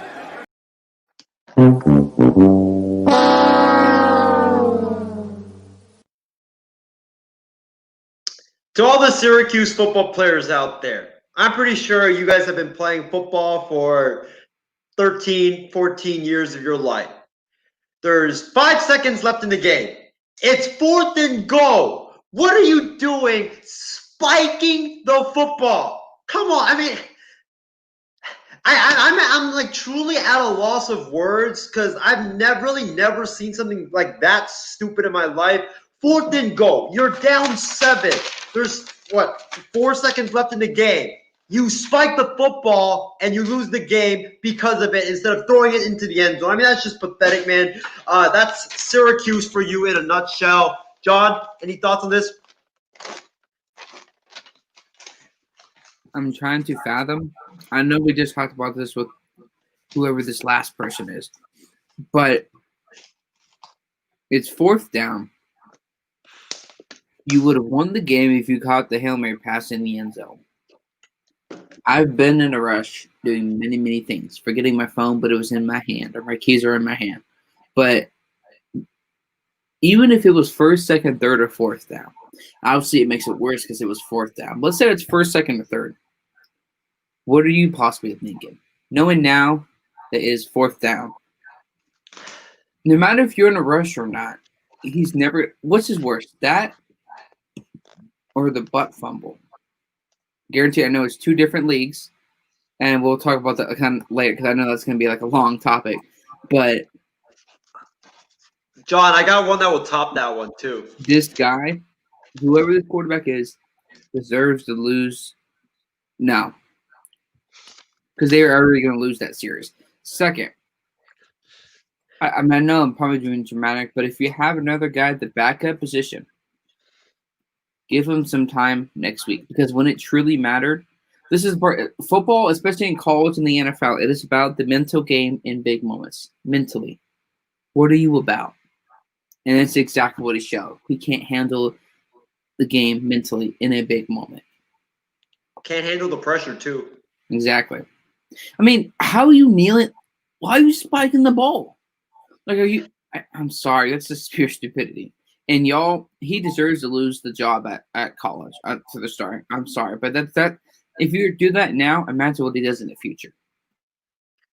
Bigger question: is he even going to be in the NFL after college with how pathetic Syracuse is? But Callan, let's run the Jared Goff video one more time because John. Safety first. 1, 2, 3. Isaiah loses again. Isaiah loses again. 10 games of losing. Isaiah loses again. Skull, skull, skull, skull. Skull, skull, skull, skull. Still keep on losing. Isaiah loses again. Isaiah loses again. Isaiah loses again. 10 games of losing. Isaiah loses again. He's worse than Stephen Wayne. He's worse than Stephen Wayne. Skills keep on losing. Skull, skull, skull, skull. Well, John, we didn't get your reaction to this, but what's your reaction? Or let's play the video first before you get your reaction.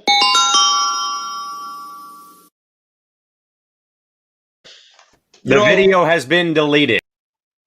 Unfortunately, but we asked you guys, the audience, which one was worse? Jared Goff not sliding before the half, or Seth Williams with that drop. And Casey King says Jared Goff's one was way worse. Let's see. Angel also says, Goffy, don't be a hero. But since it's my 49ers, I don't mind. Angel, I'm with you. I don't mind as well. Thank you, Jared Goff, for that gift. But let's move on to final thoughts. John, it's been a great program. It's been a great first 4 shows of the Midnight Express, doing it with you and Callan in the back on backstage, producing the show. But John, what is your final thoughts for tonight's program? I mean, the fact of the matter is, no matter how we agree, disagree on politics or anything else, or football or sports, we know you and me disagree a lot. I think it's a lot of fun. I wouldn't trade this industry for any amount of money or anything else. It's a lot of fun. Love talking sports. I'm glad the GM for the Jacksonville Jaguars is fired. I wouldn't want to be anywhere else right now. First of all, it's almost 1:30 in the morning. So if I would rather be somewhere else, it would be somewhere else. I don't stay up till, 1:30 in the morning for no reason. But it's been a lot of fun. Yeah, great points, man. These last 4 days of doing the Midnight Express has been just so much fun, man. I love talking sports with all of you guys. This is just the best job in the world. And like you said, me and you, we don't agree on everything. I'm pretty sure we disagree more times than the Earth spins around the sun. But at the end of the day, it's just so much fun to do this. It's not even work. I don't even consider this work. It's just time just flies by so quick. Callan, I want to thank you, man. You've been awesome the last couple of days, helping us produce this show backstage and helping this show run smoothly. So thank you so much for that. But my final thoughts, actually, before I get into my final thoughts, I just want to thank Shardo Gupta, Angel, James Gonzalez, Casey King, as well as, let's see who we got here.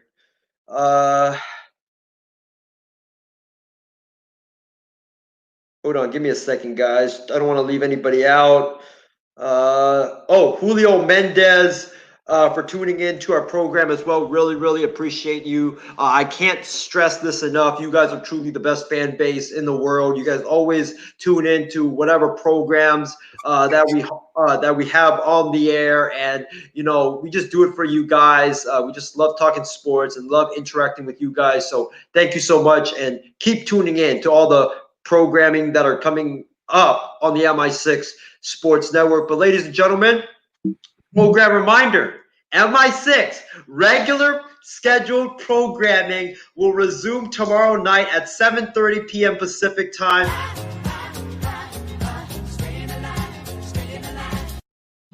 Including the start of the 31 days of Hot Takes Bracket Challenge. It's going to be a fun way to end the year. We have all those hot takes and all those memories, memories and moments for you guys to choose from. So make sure you guys tune in starting tomorrow for that. But ladies and gentlemen, it's been a fun 4 days. Can't wait to get back to regularly scheduled MI6 programming. Can't wait to get back with my guy Callan and John about sports talk, as well as me and Ryan and Ryan on fan response, as well as Trevor and Furman and Callan on No BS this upcoming week. Anyways, guys, it's been great talking to y'all. Thanks for hopping on the Midnight Express once again. Remember, stay safe, stay healthy, and we will see you guys back here tomorrow night for Wild Sports Talk with me, Callan, and John Mathis. Have a great night, everyone. Isaiah loses again. Isaiah loses again. 10 games of losing. Isaiah loses again. Skull, skull, skull, skull. Skull, skull, skull, skull. Still keep on losing. Isaiah loses again. Isaiah loses again. Isaiah loses again.